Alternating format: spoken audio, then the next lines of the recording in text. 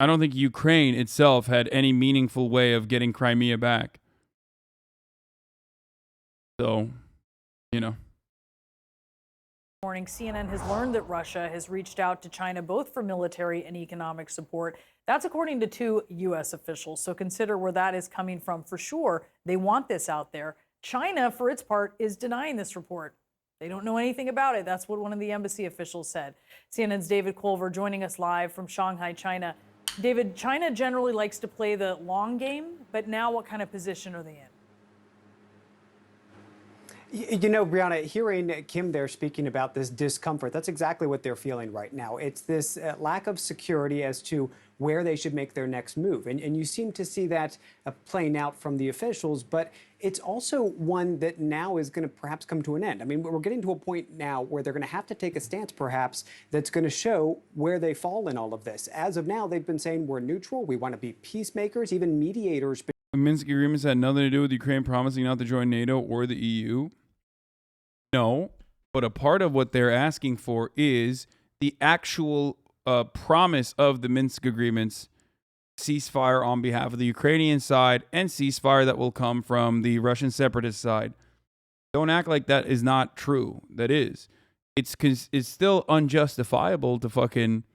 It's still unjustifiable to invade Ukraine. Okay. But you're crazy to not recognize that when that is a fundamental part of this. Oh God, not the 9-month brain rot. Between Russia and Ukraine, and they've portrayed one enemy in particular, and that's the U.S. and the rest of the West. However, what's going to play out in the next few hours is going to be a meeting between the top foreign policy official for China, that's Yang Jiechi, and he's going to be meeting with Jake Sullivan. That's going to be integral in all of this. That's going to be happening in Rome. And while they say it's been in the works for a while, what could come out of this could show what the next step is going to be from Beijing. However, let's look at how China is responding in particular to this reporting that Russia has asked them for military and economic aid. They're pushing back against it. They're saying that this is the U.S. peddling lies. That from the foreign ministry a short time ago. I'll read this. This was from the Chinese embassy in the U.S. They said, quote, the high priority now is to prevent the tense situation. I don't see Ukraine. I don't see Ukraine like leaving their plans behind of joining NATO and the EU. It doesn't matter. Ukraine can plan to join NATO. Ukraine can even plan to join EU. Now, the EU thing might actually end up happening, but the NATO thing is never going to happen, and it was never going to happen regardless of what the Ukrainian interests were in that project. France and Germany were always going to veto it, and even Americans in the foreign policy blob were aware that it was considered a red line. Okay? Do you understand? It was not going to happen. And NATO keeps saying it's not going to happen. And EU, you're talking to a Turkish man. Let me tell you something. Let me tell you a little something about the European Union. Okay? Takes a while. Might not ever happen, as a matter of fact. Okay? Turkey has been applying to join the European Union for many, many, many years. Now, of course, in the situation with Ukraine, it's a little bit different. Obviously, that's not a Muslim country with like 90 million Muslims in it. So, you know, that's a little bit different. That's a civilized European country, you know what I'm saying? And not fucking the amount of fraud in Turkey that's logical. Yeah, dude. Ukraine famously not a corrupt oligarch-run country at all. You're so good on that one. Just say they're white and Christian, because that's the main reason. That is, it's like you're ridiculous. There is not a single fucking European. Most European countries are also corrupt too. So just like, not a single one of these countries is like that.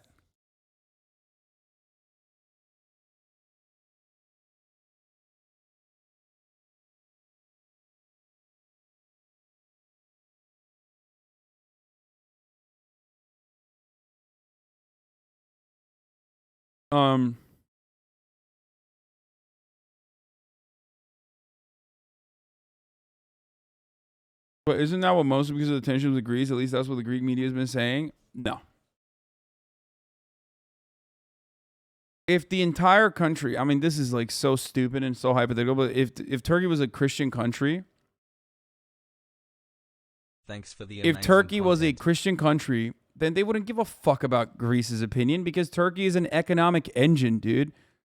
The EU loves, absolutely fucking comes over a nation with demographics like Turkey's, young, unemployed, desperately looking for employment.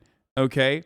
Oh my Lord. That would be like, they would kick out Poland from EU to be able to bring in fucking Turkey if Turkey was like, you know, as white and as Christian as Poland. They'd kick out Greece from the EU to be able to have that level of fucking immigration coming in. The difference is they're Muslim.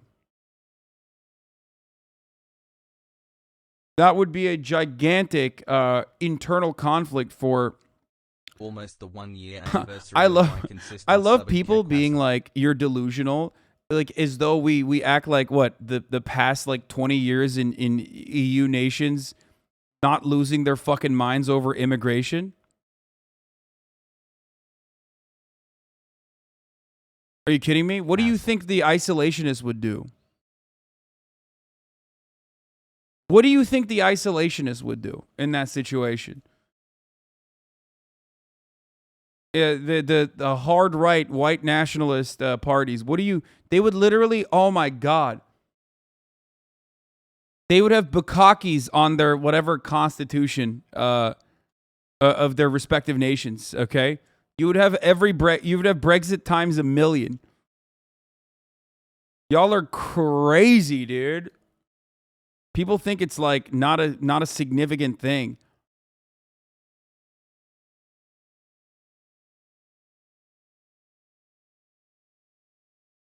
Any book recommendation on the left? And if you want to for my 2 months understand why birthday? EU loves young demographics, Poland is a great example.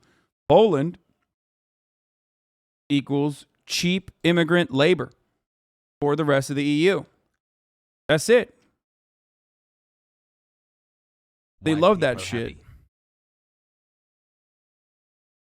You could have the most democratic development in Turkey. It could be the most democratic nation on the planet, and they would not be able to get into. They would not be able to get into fucking the EU. That's crazy. Here's a deal that can work. Russia pulls back the LPR, DPR in Crimea. Ukraine gives them to Russia with no areas under dispute. They get rapid EU and NATO membership. Fuck no. NATO is still not going to happen, even though there's no territorial disputes. Because then they would take over Kharkov. You know what I mean? Or Kharkiv, sorry. Am I saying it wrong? You're crazy. What do you not understand? That's not happening. Actually, that's part of the reason why. Part of the reason why. I didn't say Tarkov. I said Kharkov, but you heard Tarkov. Shut the fuck up.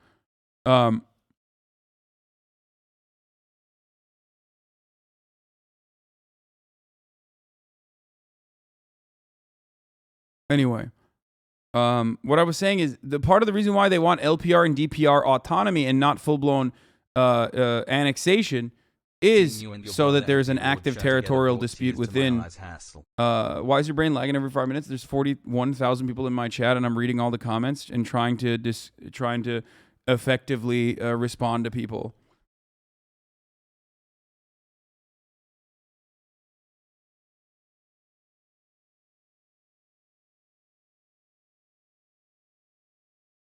Anyway. From escalating or even getting out of control. They go on to say China calls for exercising utmost restraint and preventing a massive humanitarian crisis. They're doing a lot of talking in all of this. But what could play out in the next few days, weeks even, are actions from Beijing that show, are they going to step forward with a pragmatism that suggests, Brianna, that they're looking at the economic interests of their own population? Or is this an opportunity for Xi Jinping to show ideologically where he stands? And is that right next to his best friend, his words, Vladimir Putin? Or is he going to say, wait a minute, we need to take a step back. We need to perhaps elevate the opportunity for China to come out of this economically in good shape versus taking any more hits in all of it? Yeah. Brianna. Are they best friends or are they fair weather friends? I think we're going to see that. David, thank you so much for the report. CNN's Kylie Atwood is joining us live. Are from they Washington, fair weather DC. friends? Do we know yet, Kylie, how the Chinese are responding to this request?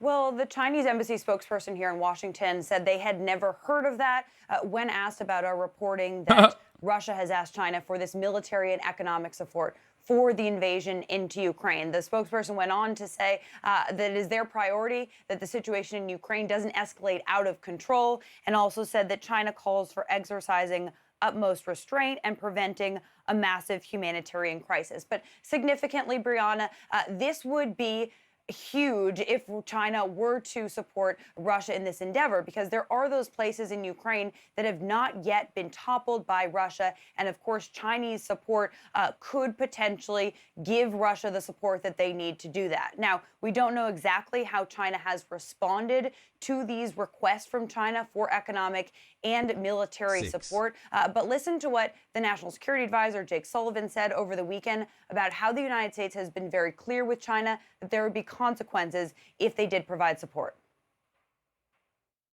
We are communicating directly, privately to Beijing that there will... Like, what?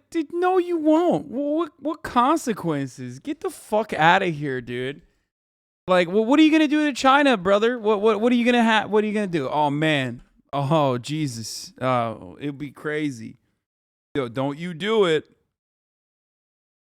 Yeah, dude. Like I've said time and time again, the quickest way you will have a fucking actually successful business plot where an American president gets assassinated is by like legitimately starting shit with China to a degree that you have started with Russia. Okay? Look at what is going on with Russia's energy prices in the aftermath of like sanctions on Russia and everything else that's going on. Like, are you crazy? What?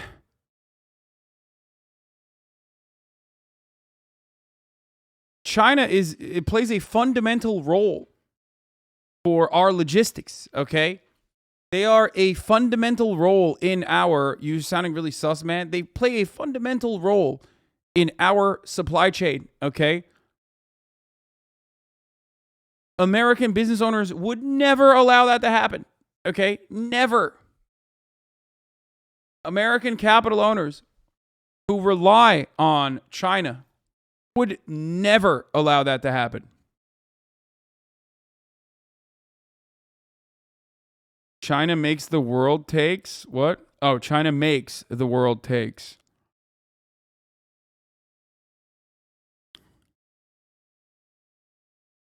Sanctioning China is like sanctioning the hand that feeds you. Yeah, I mean, it's wild to think.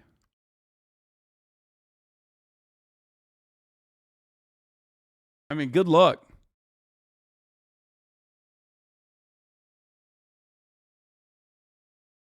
Please don't claim American won't sanction China.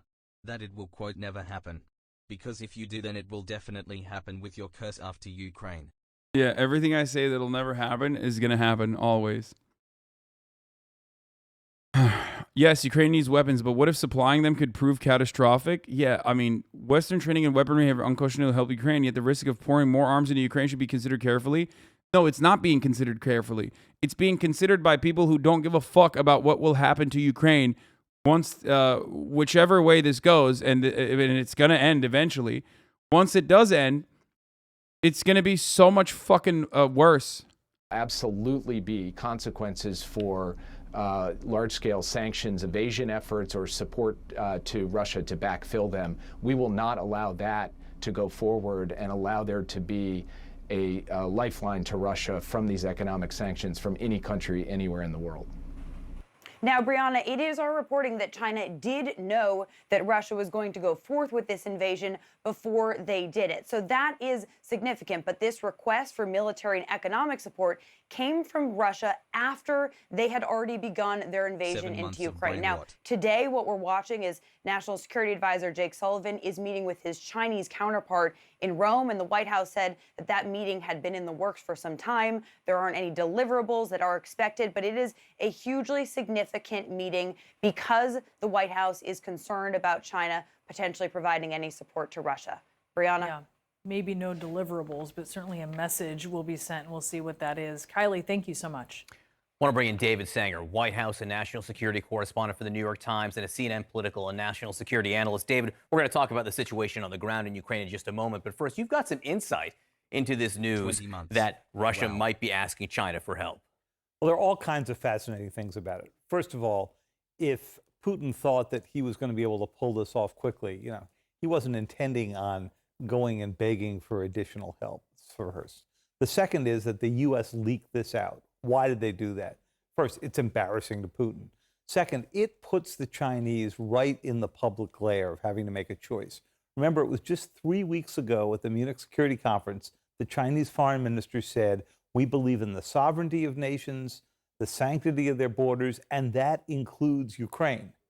So now if they come and they help him, they have just reversed on what they said publicly. Whoa, that's crazy. That'd be crazy if they did that. I mean, damn, dude. Damn, imagine nations lying, dude. Yeah, we're gonna wag our fingers at the Chinese nation state. Look, people are gonna say I'm xenophobic for this, so I don't wanna talk about this too much, but you are a bad ambassador / analyst / you're not doing good commentary if you are listening to what the Chinese state apparatus is stating and taking it seriously and taking them for their word. Okay? It's just it. At least anyone that's ever dealt with China for anything knows that that's not the case. They are going to protect their interests no matter what happens, okay? And they will lie straight up. Why would they not? Everybody does that, but they definitely do it a lot. There are no fucking rules regardless, okay? But especially in the case of China, like they're just going to tell you whatever. Publicly in front of the entire world. Puts them in a bind. All right, David, overnight you put out a story in the New York Times and it's really interesting, talking about different ways this might end. And none of them are good, by the way, for Ukraine, or great for Ukraine. One of them is the whole war gets much closer to NATO, which we're already seeing. We're seeing this Russian missile attack on this base right next to the Polish border. We can push in and see just how close it is right there. Talk to us about that. Well, the concern here all along for President Biden has been that he's going to stay out of this war. He doesn't want to get in direct conflict. But he said, if there is move 1 inch into NATO territory, then it involves. Chairman Xi Jinping, so does any other superpower. Why hyperfixate on China? Well, this conversation is about China. And secondly, even then I mentioned that like other powers do it all the time as well. So why get overly defensive, Chairman Xi Jinping, about Chinese integrity and purity for some reason? Invokes Article 5, which is the part of the NATO treaty that says an attack on one is an attack on all. Yes, Mango JPEG is correct. All heads of state lie. They just happen to lie in opposition to Western hegemony, which is the bad kind of lying. Yes, just like terrorism is only conducted at the hands of people who are anti-Western hegemony, whereas when Western hegemonic superpowers conduct acts of terror or even literally outsource their acts of terror to violent reactionary paramilitaries, That's not a real act of terror, no matter how much, no matter whether it's a genocide or not, because that's the good kind of terror, you know? So now we've got a couple of problems. One is an accident. I mean, you have this many missiles flying around this close to the border. The chances that something's going to land in a NATO country, pretty high. Remember, in 2014, the Russians shot down MH17, the Malaysian airliner. Again, that's the kind of thing that can happen when these are going on. But the second is that there's a lot of concern that Putin may decide to go push beyond this and, you know, go down. If you go back to your original map, look how close he is here to Moldova, right there. He's trying to take Odessa, a key port. He would just be miles away. You talk about possible negotiated solutions here and the difficult decision that President Zelensky might have to face. What do you mean? Well, he's going to have a couple of really hard choices. Let's say that these negotiations work. That's interesting, dude. That's it. Interesting. Now we're talking about hard choices. Okay. This is like a first in Western media for the most part. Before, there was no hard choices, like Ukraine militarily fucking, you know, violently overthrowing the Russian forces and yada yada. And now a week of like shelling, ceasefire, shelling, ceasefire, shelling, ceasefire talks. And now they're like, okay, never mind. What are the Russian conditions if they stick to them? The first one is that President Zelensky acknowledges that Crimea is part of Russia. The second is that he acknowledges that this whole region of newly created states that Russia just recognized are in fact no longer part of Ukraine. So he would have to give up a big part of his country. He's basically looking to annex or give Russia all this, more or less, right? That's right. So I don't think he wants to annex. I don't think Putin would rather have this territory, not Crimea, but the Donbas region full-blown annexed, because they have more power and more say over Ukraine if that region is considered to be autonomous.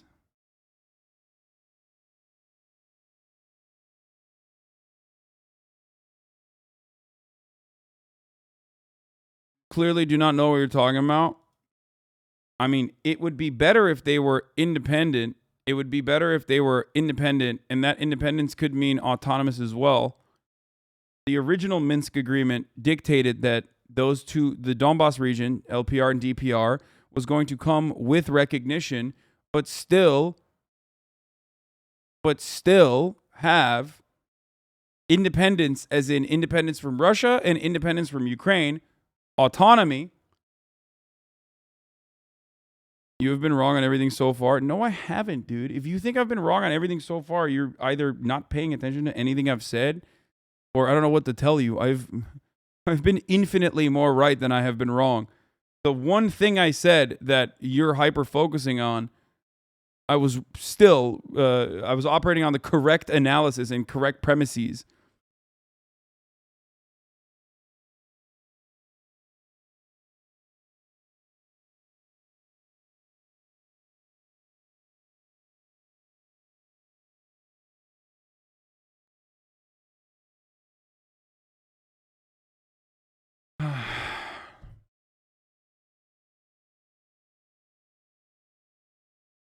I think Russia's going to stop anywhere short of taking the entire country copium.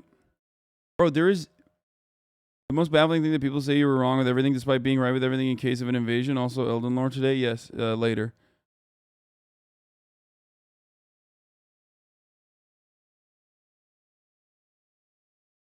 Yes, Crimean recognition is one thing. That's a given, okay? When I talk about Donbass, that's a totally separate conversation.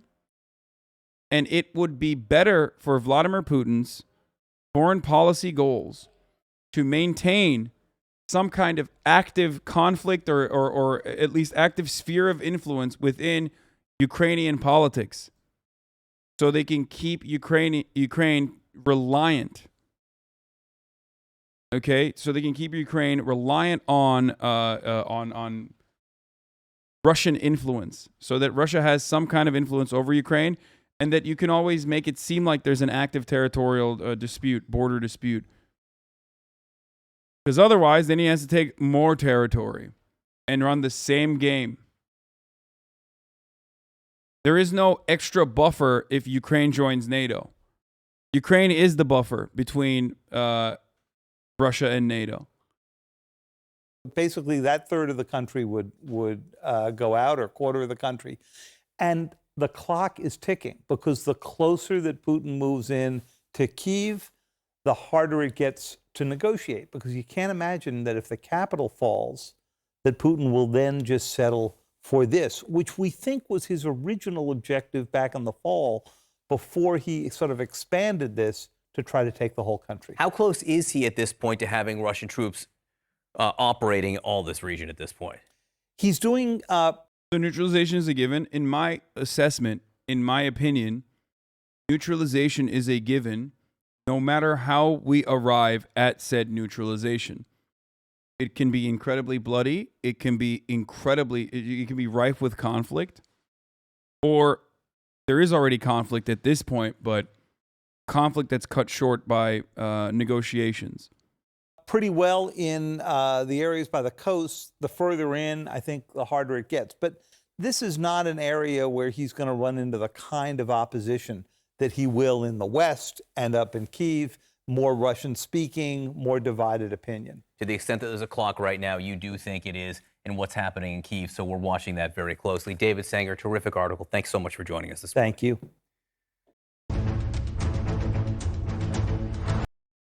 Lindsey Graham says, let's hear from our favorite foreign policy guy, Lindsey motherfucking Graham. U.S. needs to go after